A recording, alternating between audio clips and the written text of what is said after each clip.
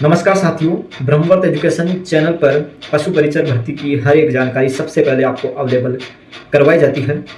और आज जब बात आ रही है पशु परिचर परिणाम को पुनः जारी करवाने की, तो ब्रह्मवर्त एजुकेशन चैनल भी बिल्कुल आपके साथ खड़ा है। आपने देखा होगा, जब से परीक्षा का परिणाम जारी हुआ है तब से लेकर आज तक पशु परिचर भर्ती के अंदर जो नॉर्मलाइजेशन का फॉर्मूला अपनाया गया, कर्मचारी चयन बोर्ड का जो सिस्टम है उस पर सवाल खड़ा कर रहा है। पशु परिचर भर्ती का आयोजन 6 पारियों में हुआ था, जिसके अंदर लाखों अभ्यर्थी इस परीक्षा के अंदर बैठे थे। 10.5 लाख के आसपास अभ्यर्थियों ने इस परीक्षा में भाग लिया, जिसमें से जो रिजल्ट जारी हुआ वो ऐसा लग रहा है कि जैसे कोई 10वीं 12वीं क्लास का रिजल्ट जारी हुआ हो। जो पहले 2 गुना का रिजल्ट जारी होता था, वह अब ये क्या कर गया कर्मचारी चयन बोर्ड, जिसमें लगभग 4 लाख अभ्यर्थियों को पास कर गया। कुछ अभ्यर्थी ऐसे खुश नजर आ रहे हैं कि हमारा सिलेक्शन हो गया, लेकिन उन अभ्यर्थियों को पता नहीं है कि उनका सिलेक्शन 2 गुना में नहीं हुआ है, 1 गुना में नहीं हुआ है, बल्कि 4 लाख अभ्यर्थियों में हुआ है, जिसकी कोई निश्चित गारंटी नहीं है कि आपका 100% सिलेक्शन हो जाएगा। यहाँ पर अगर बात की जाए पशु परिचर परिणाम को लेकर, तो जो टॉप 100 स्टूडेंट है, इस परिणाम के अंदर टॉप 100 स्टूडेंट है, जिसमें से 99 अभ्यर्थी 6ठी पारी के हैं और बाकी का जो 1 स्टूडेंट है वो 5वीं पारी का है। अन्य जो 4 पारियां बची है, पारी संख्या 1 से 4 तक, इन पारियों में से टॉप 100 रैंक में एक भी अभ्यर्थी शामिल नहीं है। सवाल यहीं से खड़ा हो जाता है कि पारी संख्या 6 से इतने अभ्यर्थियों का मेरिट में आना क्या दर्शाता है। क्या कर्मचारी चयन बोर्ड के द्वारा अपनाया गया जो नॉर्मलाइजेशन का फॉर्मूला है वह गलत है, या फिर कर्मचारी चयन बोर्ड का सिस्टम ही गलत है, या फिर कर्मचारी चयन बोर्ड के द्वारा किसी विशिष्ट पारी को फायदा पहुंचाया गया। बात होगी तमाम सवालों पर और तमाम अभ्यर्थियों के द्वारा जो मांग उठाई जा रही है उन पर। सबसे पहले एक एक चीज आपको बता देता हूं क्या पूरा मामला है। देखो, पशु परिचर भर्ती का परिणाम 3 अप्रैल को जारी हुआ। सभी अभ्यर्थियों ने इस परीक्षा के परिणाम को भी देखा, लेकिन जब परिणाम को देखा तो लाखों अभ्यर्थी दंग रह गए। इस परिणाम के अंदर जो नॉर्मलाइजेशन का फॉर्मूला अपनाया गया, इस नॉर्मलाइजेशन के माध्यम से पारी संख्या 6, पारी संख्या 5 के अंदर नंबर बढ़ाए गए। लेकिन सवाल खड़ा करता है कि पारी संख्या 6, जिसके अंदर पूरी पीडीएफ अगर आप देखेंगे तो सबसे ज़्यादा सिलेक्शन पारी संख्या 6 से होता हुआ दिखाई देगा। यहाँ तक कि पारी संख्या 6 से टॉप 1000 तक की रैंक में भी लगभग 900 के करीब अभ्यर्थी पारी संख्या 6 के हैं। यहाँ पर आपको बता देता हूँ, पारी संख्या 1 के अंदर नंबर घटाए गए और पारी संख्या 2 के अंदर भी नंबर घटाए गए हैं। आपको कई चैनलों पर बताया जा रहा होगा कि पारी संख्या 2 के अंदर नंबर बढ़ाए गए हैं, लेकिन वास्तविकता में पारी संख्या 2 के अंदर नंबर घटाए गए हैं। आप देख लेना उस नॉर्मलाइजेशन के आंकड़े को, जिसमें स्पष्ट हो जाएगा कि पारी संख्या 2 के अंदर लगभग 3 नंबर तक घटाए गए हैं।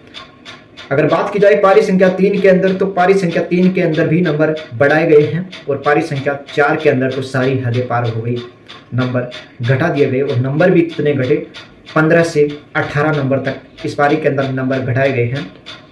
पारी संख्या 5 की बात करी जाए तो लगभग 5 से 6 नंबर तक बढ़े हैं और पारी संख्या 6 के अंदर जिस प्रकार से नॉर्मलाइजेशन अपनाया गया वो सारे हदें पार कर गया। 24 नंबर तक इस पारी के अंदर अभ्यर्थियों के बढ़े हैं। विस्तार से आपको नॉर्मलाइजेशन के बारे में बताऊंगा। देखो, किसी अभ्यर्थी के यदि 100 नंबर आ रहे थे, माना कि मैंने एग्जाम दिया है और बिल्कुल निश्चित तौर पर दिया है एग्जाम, यदि मेरे 100 नंबर आ रहे हैं, अलग अलग शिफ्टों में यदि मैं बैठता, आपको फॉर्मूला के बारे में बता रहा हूँ, अगर मैं अलग अलग शिफ्टों के अंदर बैठता, यदि बात करें पारी संख्या 1 के अंदर में बैठता, तो मेरे जो नंबर है वो 100 से डाउन होकर 91 पर आ जाते, यानी कि 9 नंबर का यहाँ पर नुकसान हो जाता। अगर सेकंड शिफ्ट के अंदर बैठता तो यही 100 नंबर 97 पर आ जाते। यदि पारी संख्या 3 के अंदर बैठता तो यही नंबर 100 से 103 या 104 पर चले जाते। अगर पारी संख्या 4 के अंदर बैठता तो सारी हदें पार कर जाता, 100 से 88 पर आ जाता। अगर पारी संख्या 5 के अंदर बैठता तो 100 से 105 पर चला जाता, और पारी संख्या 6 के अंदर बैठता तो 100 से 124 पर चला जाता। डिफरेंस यहीं से शुरू हो जाता है। पारी संख्या 4 के अंदर 100 से 88 पर पहुंच चुका, और पारी संख्या 6 के अंदर 100 से 124। देख लीजिएगा 36 नंबर का नॉर्मलाइजेशन। 36 नंबर कोई कम नहीं होते, एक बहुत बड़ा वेरिएंस होता है। 36 नंबर का अंतर, यहाँ पर पॉइंट पॉइंट की लड़ाई है, और नॉर्मलाइजेशन के नाम पर 25-25 नंबर बढ़ाए जा रहे हैं। पारी संख्या 6 के अभ्यर्थियों की यदि बात की जाए तो सबसे ज़्यादा जगह मेरिट के अंदर पारी संख्या 6 के अभ्यर्थियों ने बनाया है। यहाँ पर बता देता हूँ आपको, टॉप 4000 रैंक में, टॉप 4000 रैंक की यदि बात करी जाए तो टॉप 4000 रैंक में से पहली जो पारी है उसमें 27 अभ्यर्थी पास हुए हैं। टॉप 4000 रैंक में से पहली पारी के अंदर टोटल 27 अभ्यर्थी पास हुए हैं, और पारी संख्या 2 के अंदर 315 अभ्यर्थी पास हुए हैं। पारी संख्या 4 के अंदर केवल और केवल 11 अभ्यर्थी पास हुए हैं 4000 रैंक के अंदर। सबसे ज़्यादा 2060 अभ्यर्थी पारी संख्या 6 से पास हुए हैं, और पारी संख्या 5 से 801 अभ्यर्थी पास हुए हैं। पारी संख्या 3 से 786 अभ्यर्थी पास हुए हैं। यानी कि अगर इसी के आधार पर बात करें, इसी आंकड़े के आधार पर बात करें तो पूरे रिजल्ट के अंदर, पूरी पीडीएफ के अंदर पारी संख्या 6 को सबसे ज़्यादा फायदा हुआ है। क्या उसमें अभ्यर्थी की गलती थी कि वह पारी संख्या 1 से पारी संख्या 5 के अंदर उसका नंबर आ गया? अभ्यर्थी की गलती इसमें कहीं नज़र नहीं आती। सारी गलती कर्मचारी चयन बोर्ड के उस सिस्टम की नज़र आती है, जहां पर एडमिट कार्ड जब जारी किए गए तो एडमिट कार्ड के नाम पर ही अभ्यर्थियों के साथ खिलवाड़ हो गया। एडमिट कार्ड गलत तरीके से जारी किए गए। जानकारी मिली है कि जो एडमिट कार्ड जारी किए गए, यह एडमिट कार्ड तिथि के आधार पर जारी किए गए, यानी कि जिन अभ्यर्थियों ने पहले आवेदन किया उन अभ्यर्थियों की पहली शिफ्ट दे दी गई। जिन अभ्यर्थियों ने लास्ट दिनों में आवेदन किया उनकी 6ठी शिफ्ट आवंटित कर दी गई। अब सवाल खड़ा होता है कि जब 6ठी शिफ्ट का पेपर इतना ही हार्ड था तो सबसे ज़्यादा मेरिट के अंदर 6ठी पारी वाले अभ्यर्थियों ने स्थान कैसे दर्ज किया? यदि इसका जवाब आपको मालूम है तो जवाब यही नज़र आएगा कि कर्मचारी चयन बोर्ड के द्वारा अपनाया गया नॉर्मलाइजेशन का फॉर्मूला। अब यह फॉर्मूला किस प्रकार से अपनाया गया है ये कर्मचारी चयन बोर्ड ही जाने, लेकिन कर्मचारी चयन बोर्ड सारे सवालों का जवाब एक ही देता है कि यह एक्सपर्ट निर्धारित करते हैं।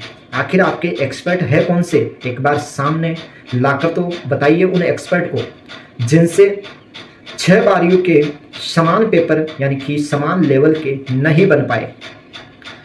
हो सकता है 4-5 नंबर का, लेकिन यहाँ पर डिफरेंस जो देखा जा रहा है वो 36 नंबर तक का देखा गया है। अब परीक्षा का परिणाम फिर से जारी करने की मांग राजस्थान के लाखों अभ्यर्थियों के द्वारा उठाई जा रही है, जिसको लेकर सोमवार का दिन फिक्स किया गया है और 11 बजे निर्धारित किया गया है। कर्मचारी चयन बोर्ड के पास से आंदोलन करने की यहाँ पर राजस्थान के युवाओं के द्वारा चेतावनी दी गई है। राजस्थान के युवाओं की मांग है कि नॉर्मलाइजेशन की प्रक्रिया को हटाई जाए एवं इस पशु परीक्षक भर्ती का परीक्षा का परिणाम फिर से जारी किया जाए। लेकिन कर्मचारी चयन बोर्ड पर इसकी क्या प्रतिक्रिया आती है, कर्मचारी चयन बोर्ड के अध्यक्ष जी की क्या प्रतिक्रिया आई, वह हम आपको बताने जा रहे हैं। देखो कर्मचारी चयन बोर्ड के अध्यक्ष जी ने क्या जवाब दिया है।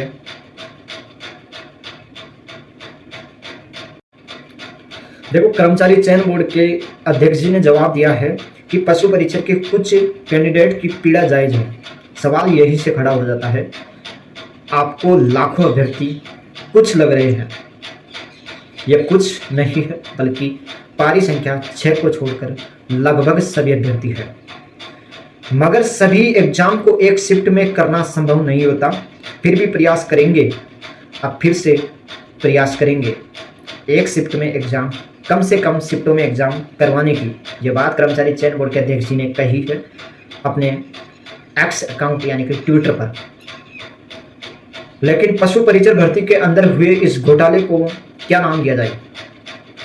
क्या मान लिया जाए कि पशु परिचर भर्ती के अंदर पारी संख्या 6 को विशेष फायदा पहुंचाया गया है?